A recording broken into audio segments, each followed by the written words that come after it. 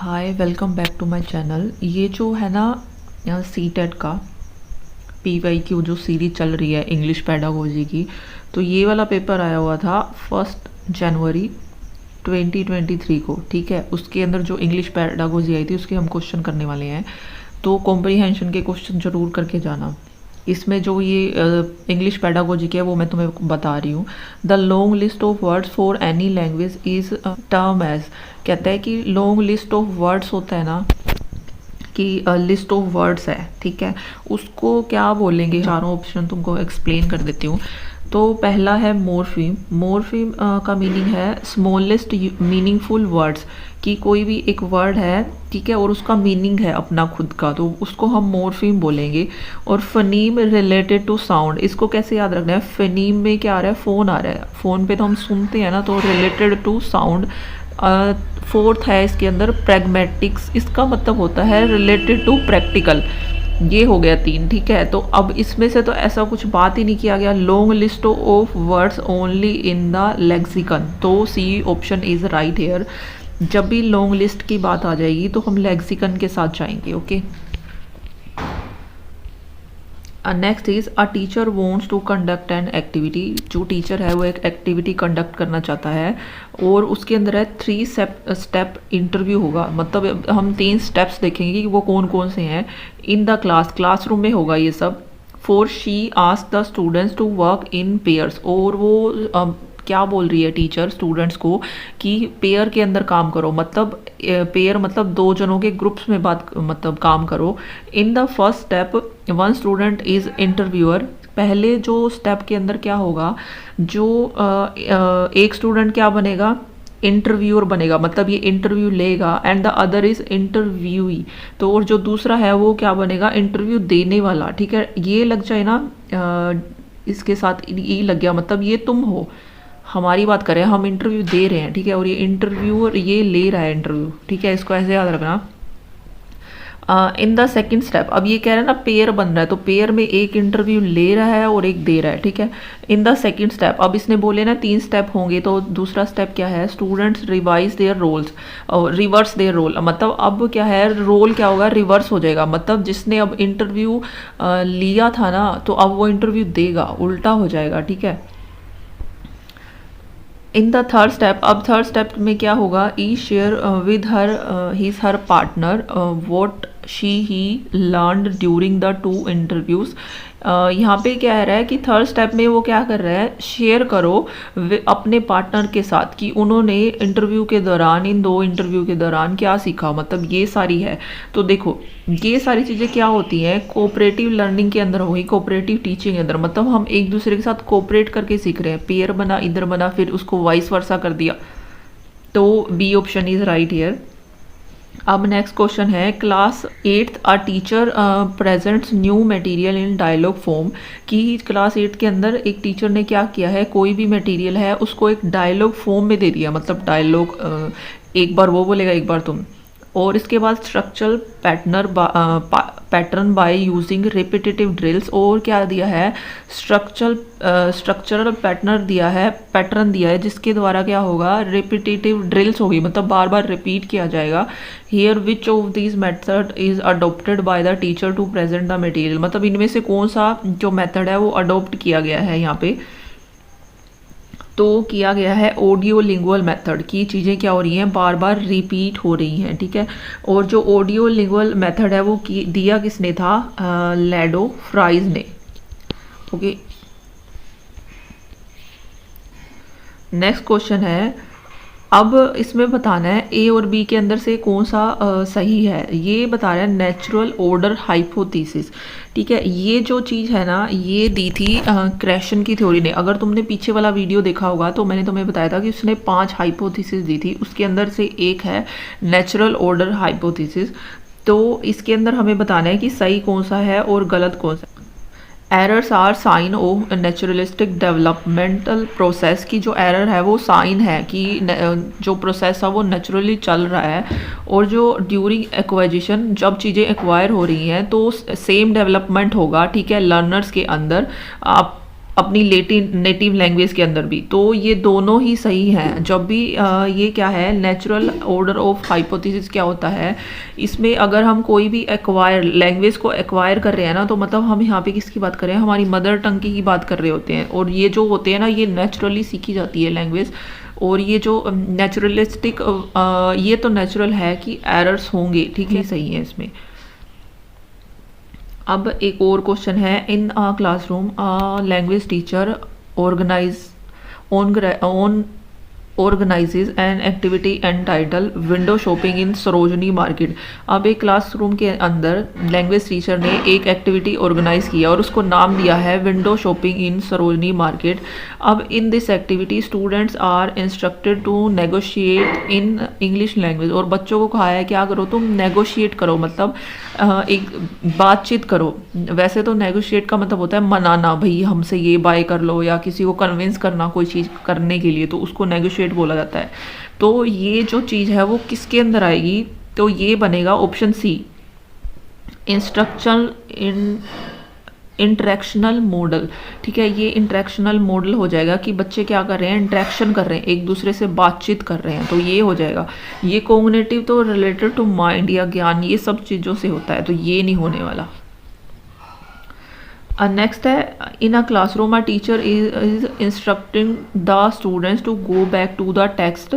कि टीचर बच्चों को क्या इंस्ट्रक्शन दे रही है कि कहाँ जाओ, go back to the text, मतलब जो टेक्स्ट अभी हमने पढ़ा था उस पर वापस जाओ और उसको रीड करो लाइंस, ठीक है, एंड वर्ड्स को भी, विच दे डिडंट अंडरस्टैंड, जो उन्हें समझ नहीं आए थे ना, उनको क्या करो, रीड करो फिर से। और इसको हम क्या बोलेंगे, तो उसको बोलेंगे हम क्लैरिफाइंग, कि बच्चा क्या कर रहा है, क्लैरिफाई कर रहा है अपनी चीज़ों को जो वो समझ नहीं पाए थे।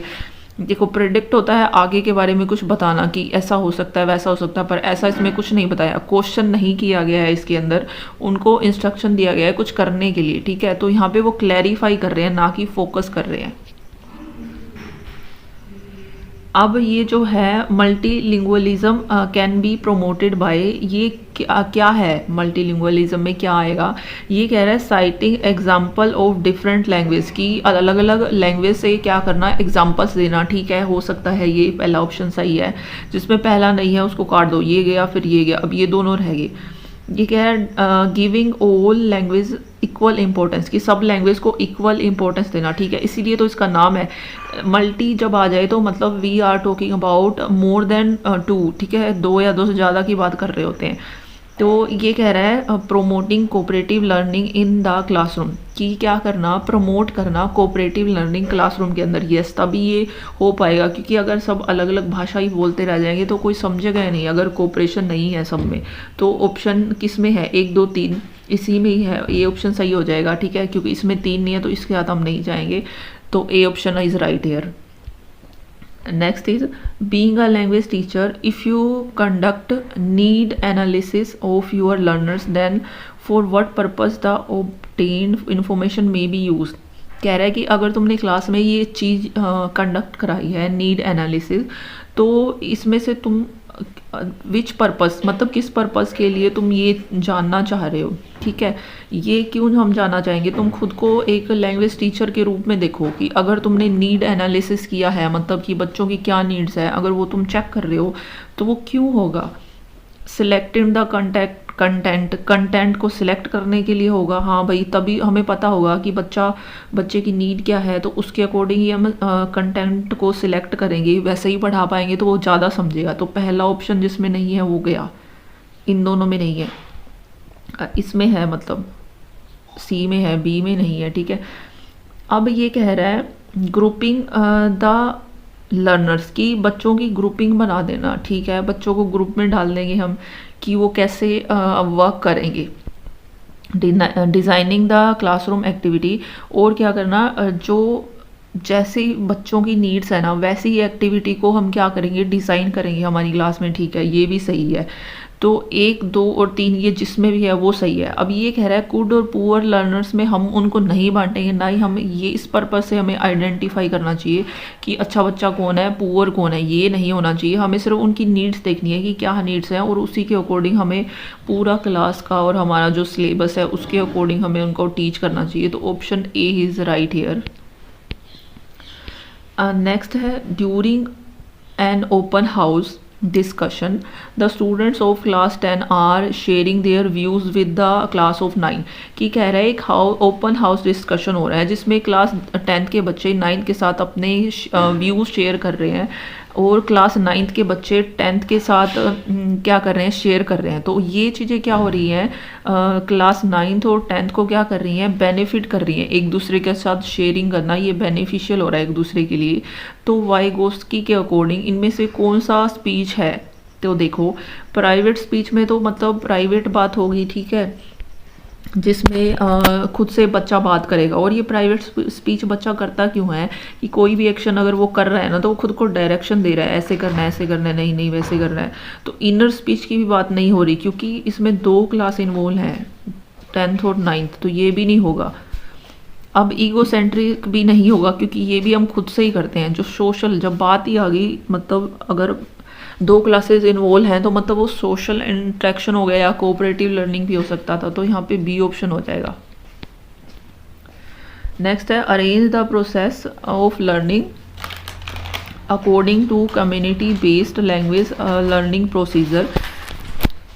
ये अरेंज करना है हमें, ठीक है, और ये किसके ऊपर है, community based language learning procedure को हम मतलब पहले क्या करेंगे, फिर क्या करेंगे, फिर क्या करेंगे। तो ये चीज़ें हैं। अब देख लो यहाँ पे L2 लिखा हुआ है तो मतलब यहाँ पे लैंग्वेज 2 की बात कर रही है, मतलब मदर टंग नहीं। मान लो मदर टंग हमारी हिंदी है तो इंग्लिश क्या हो जाएगी, हमारी लैंग्वेज सेकंड हो जाएगी। तो यहाँ पे लैंग्वेज 2 वो है ये। तो अब बस इतना देख लो कि यहाँ पे जब लैंग्वेज की बात कर रहा है ये, तो इसको हम कैसे अरेंज करेंगे कि पहले knower present learner message in language 2, कि जो जानता है ज़्यादा वो क्या करेगा, लर्नर्स को मैसेज देगा लैंग्वेज 2 के अंदर, ठीक है। और ये ऑप्शन है learner repeats the message in language 2, और लर्नर्स क्या करेंगे, उस मैसेज को रिपीट करेंगे लैंग्वेज 2 में ही। तो अब देखो पहले मैसेज आएगा फिर ही तो रिपीट होगा ना, तो 2 के बाद जहाँ पे भी 4 है ना वो हमारा ऑप्शन हो जाएगा। और ये एक ही के अंदर है, डी ऑप्शन के अंदर, बाकी सब में नहीं है, मतलब सब के अंदर कुछ ना कुछ आया हुआ है बीच में, तो ये वाला नहीं होगा, हमारा डी ऑप्शन यहाँ पे राइट हो जाएगा।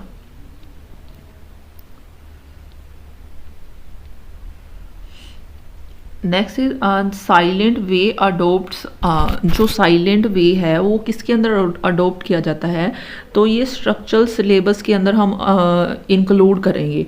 क्यों करेंगे, क्योंकि अगर कोई भी टीचर है, अगर उसने क्या किया है, कोई भी लैंग्वेज को क्या इंट्रोड्यूस कर रहा है नई लैंग्वेज को, तो जो पीछे वाले स्ट्रक्चर हैं वो भी क्या होते रहेंगे, रिव्यूड होते रहेंगे, याद आते रहेंगे और रिसाइकिल होते रहेंगे। मान लो अगर तुम्हें कोई भी नया, अगर तुम्हें टेंस करवाना है तो तुम पीछे वाले स्ट्रक्चर को देखोगे ही देखोगे, ठीक है। तो वो चीज़ें भी रिसाइकिल होती रहती है। टेंस तुमने करवा दिया पर अब तुम नरेशन करवा रहे हो तो तुम टेंस के स्ट्रक्चर को भी इन्वॉल्व करोगे उन सब चीज़ों में। तो साइलेंट वे स्ट्रक्चरल सिलेबस के अंदर अडोप्ट किया जाएगा। When the words are combined to form acceptable phrases and sentence it is called.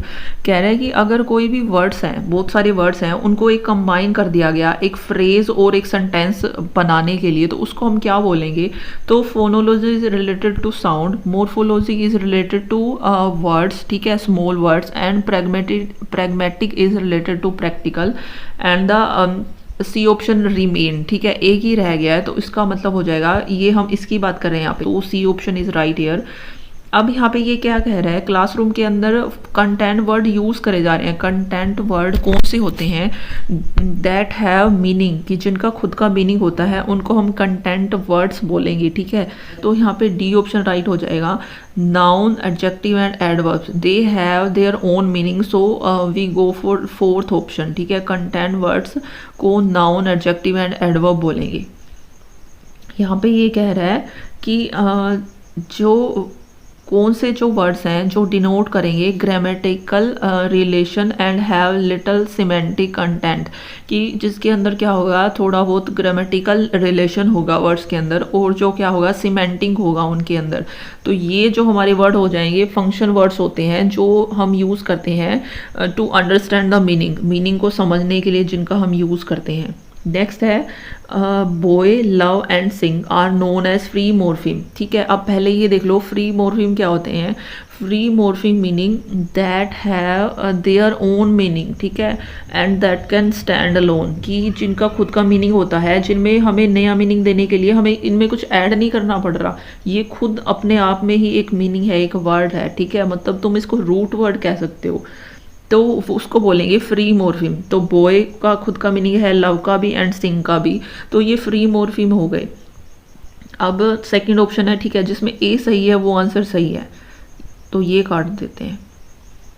अब ये कह रहा है free morpheme can be stand alone, की जो फ्री मॉर्फिम है, ठीक है, स्टैंड अलोन अकेले ही स्टैंड कर सकते हैं, and that have independent meaning, जिनका खुद का मीनिंग होता है। ठीक है, तो ये बी ऑप्शन भी हमारा सही है, जिसमें भी बी गलत है उसको काट दो। ठीक है, यहाँ पे इसने ए भी सही है तो ये दे रखा है, तो ये कट गया। अब बच गया हमारा सी ऑप्शन ही, और ये इसकी एक्सप्लेनेशन भी ऐसा ही बात कर रहा है, क्योंकि यहाँ पे भी फ्री मॉर्फिम की बात हो रही है और इसके अंदर भी। तो this is it for today.